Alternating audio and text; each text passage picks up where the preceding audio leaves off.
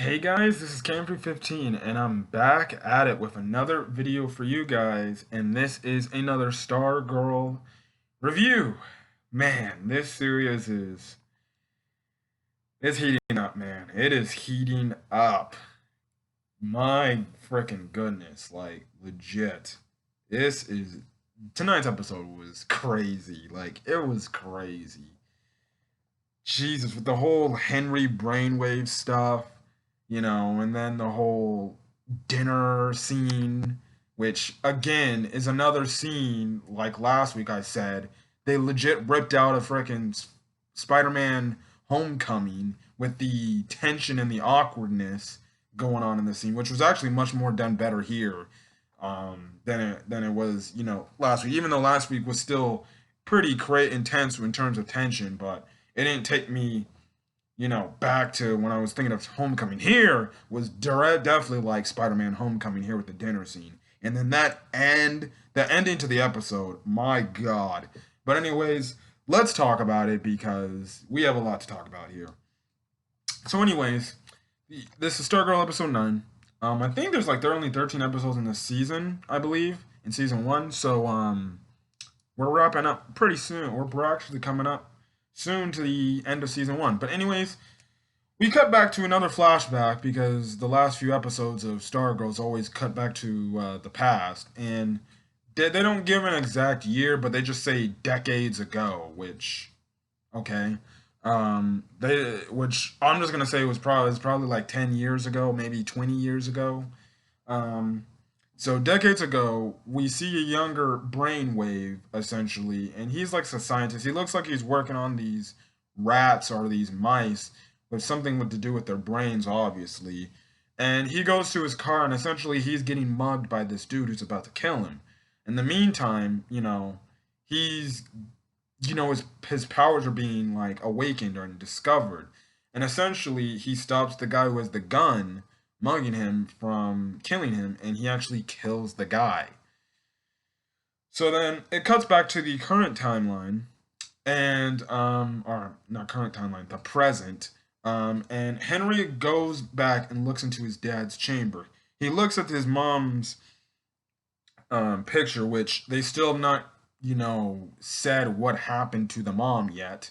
We do see what happened to Cindy's mom, or hear what happened to Cindy's mom, but we don't see what you know what has happened to Henry's mom. And I'll probably get into that in my predictions for the upcoming weeks. Now, Henry, like I said, goes looking to his little dad's chamber areas where his supervillain stuff is at. And he grabs one of these VHS tapes. And what we see earlier in the backstory, or in the flashback scene, is that Brainwave is actually recording himself. We later find out the VHS tape Henry was using. Man, can I just say this? VHS tapes so old. Like, remember those when we were freaking kids? Um, he puts in the VHS tape, and we see the continuation of what Brainwave was saying back in the flashback scene in his recording. And he was talking about how he killed the guy and stuff like that. And really the progression on what he did and how he did it, essentially. So then in the meantime, it cuts to Courtney, and she's monologuing, then she later comes to tell Pat, like, yo, I think we need to recruit Henry to the JSA. And Pat essentially is like, yeah, we're gonna need all the help we can get. He does look at this very old image, apparent because he was talking about Dr. Ito. Um, and essentially, he goes to mention that Dr. Ito, the reason why he's, been alive for so long is the fact that he's experimented on himself and stuff like that. And he's used to go against him on this like other team he was on and stuff like that. Now he says he hasn't been in contact with this other team for quite a while, and so he doesn't know their whereabouts at all. But Pat is, like I said, he's hoping to see if he can try to get in contact with these guys because they need all the help they can get. So, anyways, we then cut to the school and we see the janitor again. Now, as we all remember, the janitor used the sword, and he helped Courtney get away from Cindy that one time, or saved her life essentially. In the meantime, we see him, I guess, imaging himself, thinking he's holding the cosmic staff, and this leads me to believe that this dude might be. I know this is a stretch because I know he's a totally different hero, but what if he actually is the original Starman? Or what? Either he's Starman from the flashback scene in episode 1, or what if he's the original guy that created the cosmic staff? It would only make sense if the staff resonates him. So maybe he's the original creator of the cosmic staff. We're gonna have to find out as the weeks progress. That's just me throwing a speculation. Please don't hate on me because I know nothing about the Stargirl universe as well as these other characters, and stuff like that. I'm just speculating. I'm just speculating here. Now we get cut. We then later to cut to Dragon King's little dungeon area, and we see that, or well, actually even before that, Beth is actually on her bike, and she's looking back at Cindy's house, and the Doctor Midnight goggles say like, yeah, there's no trace of life in that building, like she's not in there. Um, so Cindy's not in her house, and even the Doctor Midnight glasses even announced that she has, you know, she's not enrolled in school anymore, in the high school no more.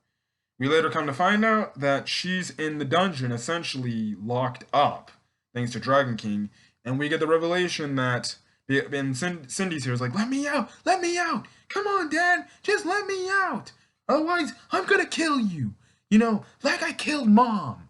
So we get the revelation that Cindy actually killed her mom. Now, originally I thought it was the dad that killed the mom, our Dragon King that killed the mom, but we get a revelation that Cindy is the one that killed the mom. Now, Dragon King, he just kind of walks up and he just doesn't pay her no mind. He kind of shuts her little talking door, on the little dungeon door where she's locked in, and he tells his minions to like, yo, just turn on the sleeping gas essentially and knock her out. So who knows? Maybe this could be something where maybe Cindy has some sort of vendetta against her dad, and maybe I guess you can say either becomes an anti-hero where she's either good nor bad, or maybe she joins, and this is just a stretch. Maybe her and Courtney, fix the issues between them. She joins the JSA because it seems, especially with what looking like it's going to happen in the next episode preview.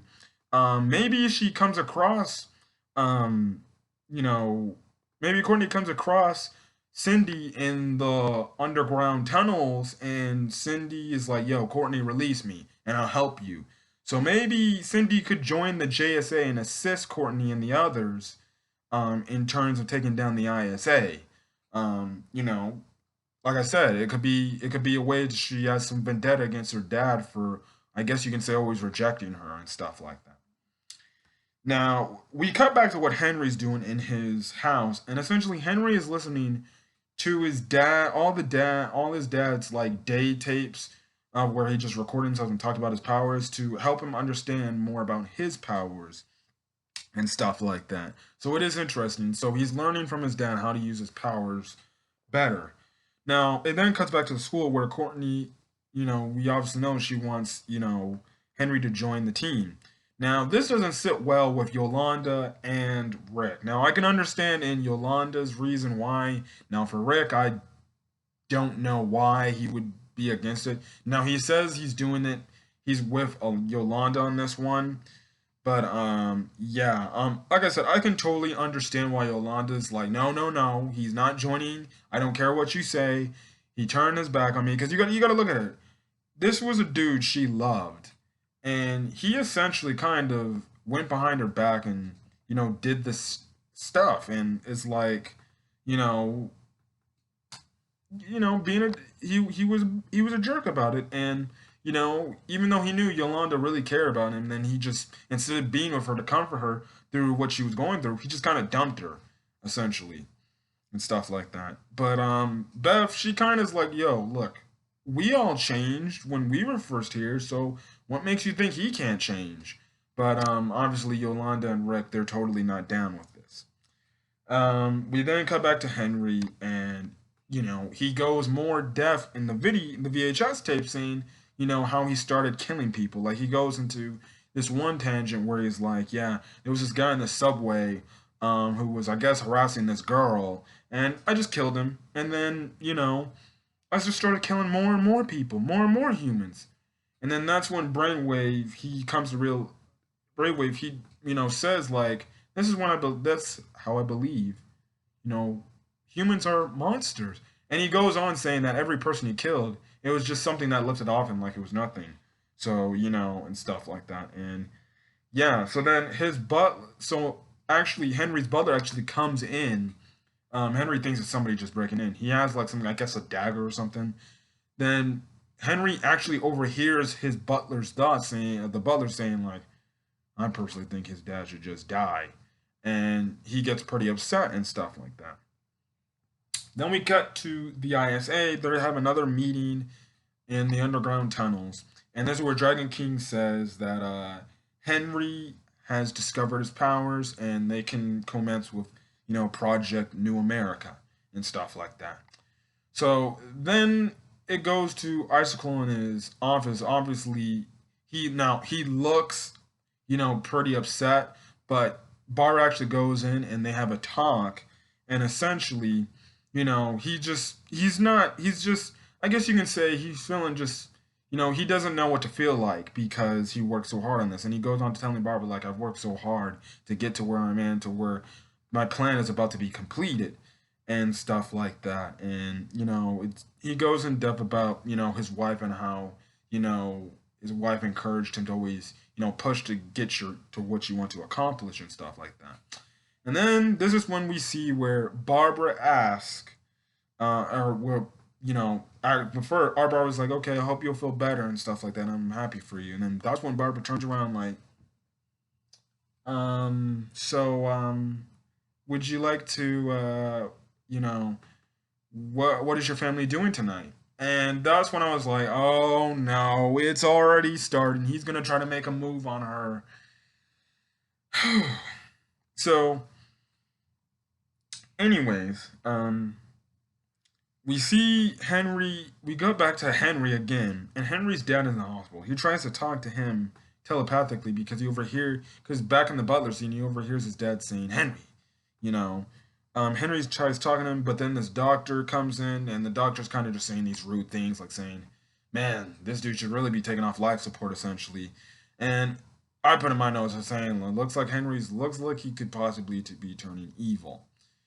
Then we cut to Beth and Rick going to the little garage, Pat's garage, and essentially Rick kind of gets upset at Pat because Pat kind of asked him like, "Yo, if there's these underground tunnels in Blue Valley, then listen, you guys need to do some research and find out, why these were made and see if you can try to locate some of these things to plan." Now Rick's upset because he's like, I don't need.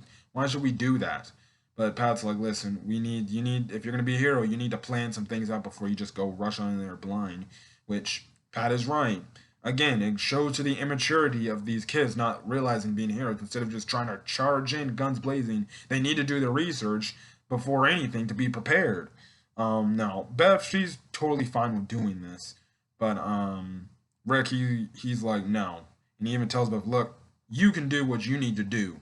I'm gonna only focus on, trying to decipher my dad's notebook. Now, that's when we get to the Henry Courtney hospital scene. And, Henry finds the truth what Courtney did because he's reading her mind and stuff like that. And Courtney tries to convince him to join the JSA, but he's like, being reluctant, he's like, why should I trust you and stuff like that. And then that's when Henry goes into his whole tangent, like saying, like, my father is right. The people are monsters and stuff like that. But then that's when Courtney is like, no, well, you can think that and your father can think that, but at the same time, things are just black and white. There are some good people, and she just kind of gives him the talk, saying like, there's good people and then there's bad people. And then she goes on to say like, you look like you need somebody in your life to love, and stuff like that. And then before Courtney leaves, she kind of says like some kind of backhanded comment, which kind of gets Henry pretty pissed off. And she's like, okay, I'll leave, and stuff like that. But she does give him an ultimatum about joining the JSA. She says, whenever you're ready, just come find me and we can talk. So, in the meantime, it cuts back to what Barbara's doing in the house, and she's obviously cooking for the dinner. And then Pat comes in and is like, I can cook for you and stuff, because obviously Barbara looks like she's like really stressed out and stuff like that. Now, Pat is almost about to tell the secret about what Courtney and him are really doing, but then Courtney comes in and is like, I failed a history test or something. And it kind of derails Barbara from finding out. Sooner or later, we get the revelation later on, and stuff like that. But then we hear the doorbell ring, and then all of a sudden, Courtney opens the door, and she's shocked to see that Cameron and Icicle and the grandparents are at the house for the family. Now, I was actually more shocked that the grandparents actually showed up. I thought it was just gonna be Icicle, really. Originally, what I thought is Bart was actually gonna go over to his house, but Icicle actually came over to her house. I guess I can see that Cameron wanted to come, but the grandparents showing up, I don't know why, but hey, makes sense. She did invite her family. So yeah. We get a quick scene to the hospital. Um, and Yolanda actually attacks Henry, and she says she'll kill him if she tries to get near Courtney and her other friends, Rick and Beth. But in the meantime, Henry reads her memory of how she wants to kill him, and even she hears, um, he hears Yolanda's thoughts of how he said how she said I loved you, I thought I could trust you, and all this stuff. She later leaves and stuff like that. Probably not Yolanda's best move. Um, Even if she did freaking kill him, that would have not been her best move. Like I said, I know these are teens, but man, these teens definitely ain't thinking before they do things. If anything, that does not help Henry's case to possibly potentially join the JSA. That really doesn't. So then we cut back to the dinner scene, and Pat talks about a tradition he does in the house, and then Icicle's like, okay, I have my own tradition. So they do some sort of Norwegian prayer and stuff like that. And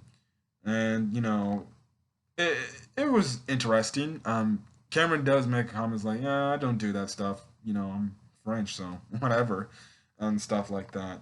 Now it cuts back to what Beth and Rick are doing. And Beth finds out that a long time ago, in Blue Valley, there were underground tunnels built, essentially. So, yeah, and that's what's going to really be happening in next week's episode. So, the scene we cut back to the dinner scene, and man, can I just like I said earlier, when Courtney opened the freaking door. Wait, I'm going back to that part. When Courtney opened the door and Isaac was there, it was like, oh shit. It was like the tension got pretty bad. It was essentially, like I said, it was essentially like Spider-Man freaking Homecoming in terms of the tension of the dinner scenes because it was like the time when back in Homecoming when Peter first opened the when Peter was just at the door and then Michael Keaton's Vulture character just opened the door. It's like, oh hey, and then Peter's like, oh shit, and that's the same thing that Courtney did here, which was hilarious. But it's another scene that took me back to Spider-Man: Homecoming. So good on you, Stargirl, for taking something from another movie source. Um, Anyways, like I said, Icicle or Jordan asked Pat why he moved to Blue Valley, and Pat's like, well, you see, I mostly moved because it's a nice little town, the people, and plus, Barbara here, she used to live here when she was younger, and stuff like that. And Isaac like, or Jordan's like, oh, so all the type of things you can do in a small town and stuff like that. And Courtney, she does make a hammy comment. It's like, well, Blue Valley's not good now. It's not a good town now, and stuff like that. And that's when we get this one comment from the grandparents where the grandpa, the old man says, I like the girl. I like the girl, um, which I think is a reference to Barbara saying he likes Barbara, which a lot of people have been speculating is Jordan trying to, or is Icicle trying to hit on, Barbara. And there was a few scenes where he looked at her and she looked at him some sort of way, and they cut to Pat, and Pat's like, um, I see what you're trying to do. I see you're hitting on my wife. He's trying to. Pat's obviously playing it off, but I bet you he probably seen like, well, something's going on. Something is going on. So yeah, um, and also the grandma actually says she does not like Courtney, which or she says she does not like the daughter.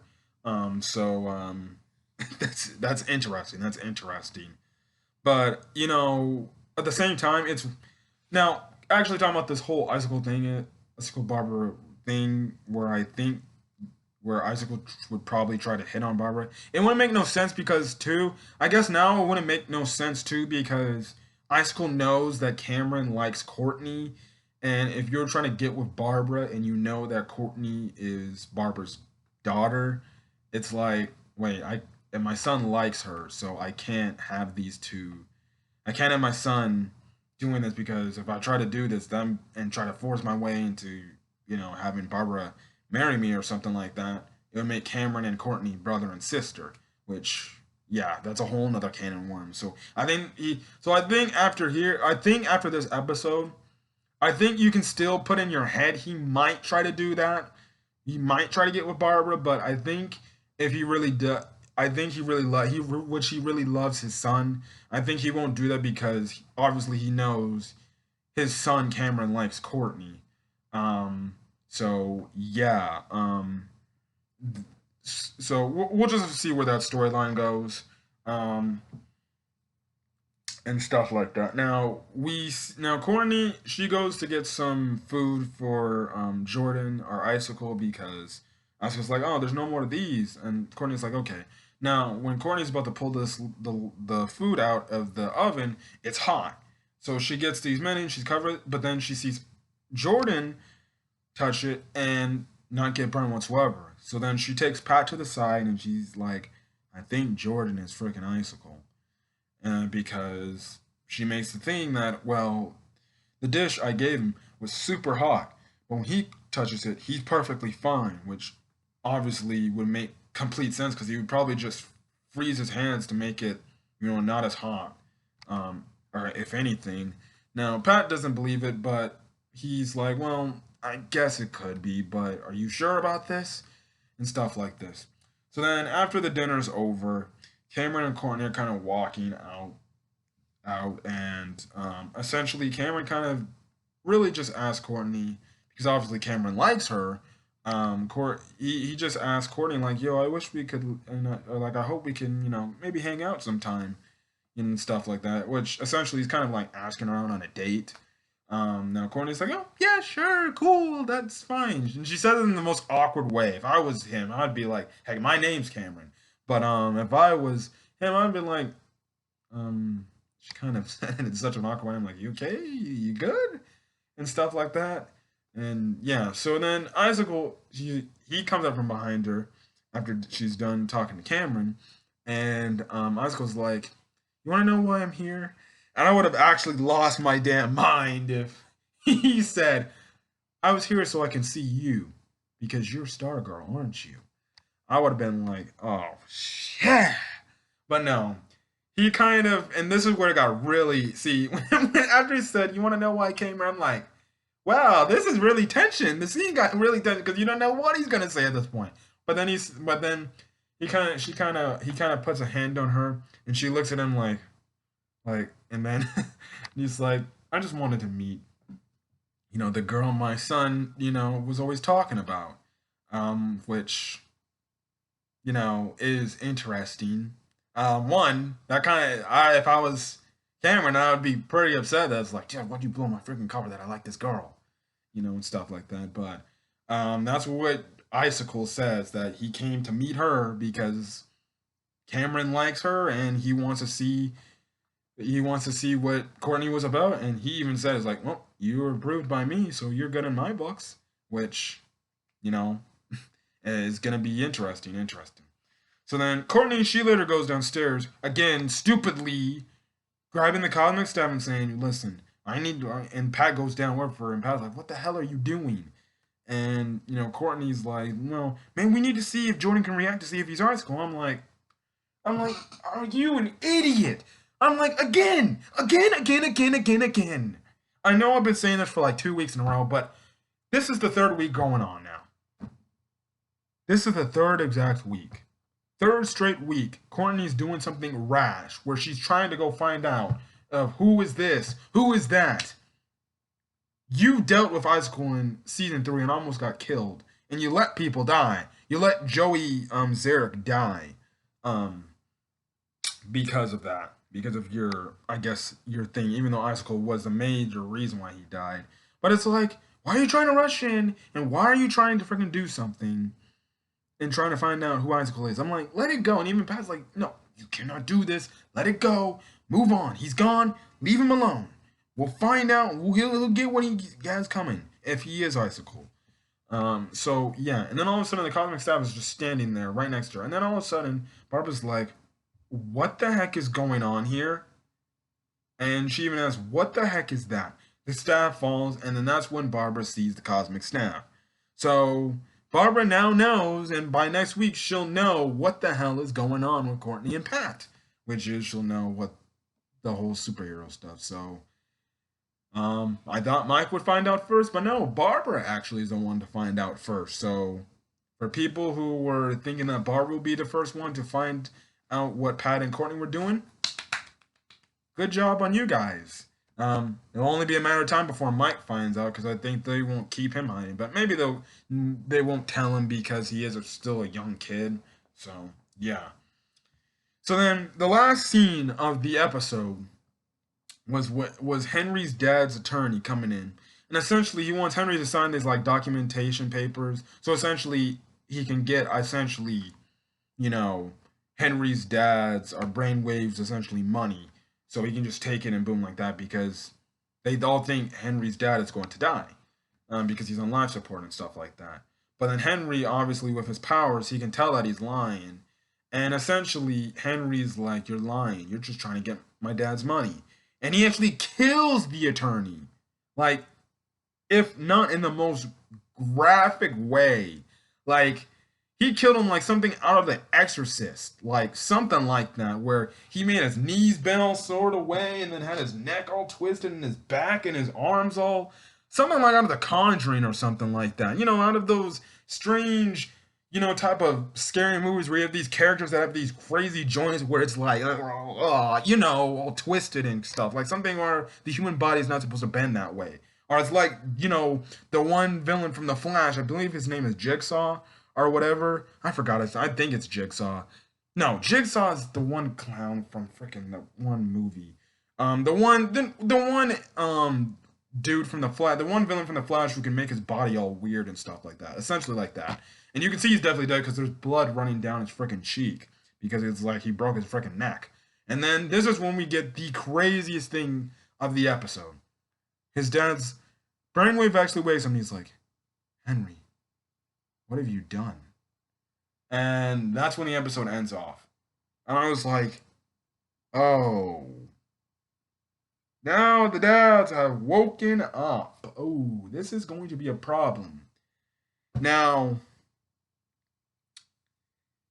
I definitely can see where Henry's like, "I got the same powers as you, Dad." And I think this will essentially confirm that Henry will probably join the JSA because he's probably going to see how his dad is probably going to treat him and probably be harsh on him and stuff like that. And probably be, I guess, an a-hole parent, which will probably make, you know, Henry join the JSA now. So this is going to be, it's going to be insane. Next week, it seems like Stargirl and the others are going to raid the tunnels and I guess attack the ISA. So it's going to be interesting. Like I said, I wouldn't be shocked if they run into Cindy and Cindy's like, "Let me free and I'll help you because I just want to kill my dad." And like I said, maybe that's how Cindy, maybe not, like I said, not everybody won't be on board, but maybe that's how Cindy will either be a anti-hero where she starts something against Courtney and be like, "I only helped you out this one time, but you better watch your back because I'm coming for your head." Or like I said, maybe Cindy will join the JSA and be like, be like, I, and stuff like that. and go against the ISA because her dad rejects her, and it's not letting her do things and stuff like that. So things are getting really interesting now. Where the story's gonna go, I have no clue where the story's gonna go. Obviously, Barbara's gonna obviously if you saw in the next episode preview, Barbara does talk about what they've been doing and stuff like that. But yeah, it seems like next week they're gonna raid the whole. They're gonna raid the tunnels, and we're probably gonna get the thing about Barbara finding out and how she's probably not okay with this. Because even in the comments, Barbara says, "I can't believe you got her into this." Um, Now I don't know if that's a direct, comment because the potential that Stargirl is most likely the dad, which I guess it would make sense of the fact that Barbara would be like, "I can't believe you would bring her into this. You just making her like you're trying to turn her into my husband, my ex-husband, aren't you?" So who knows? Who knows where this could be going, and stuff like that. But y'all definitely know that Courtney next week will probably tell the moms like, "I think Jordan is a freaking bad guy, so please be careful around him." So yeah, next week is gonna be interesting. But I really like this episode. This is a really good episode. And I enjoyed it. So other than that, guys, I'm gonna get out of here. I'm gonna catch you guys in the next video. So if you like the video, leave a like, put in the comments your thoughts on where Stargirl could be headed now, and hit that subscribe button for more Stargirl content. So till then, guys, I'm gonna get out of here. Hopefully you guys are having a safe day or night or whenever you're checking out this video. Hopefully you guys are being safe and staying safe. So till then, guys, peace.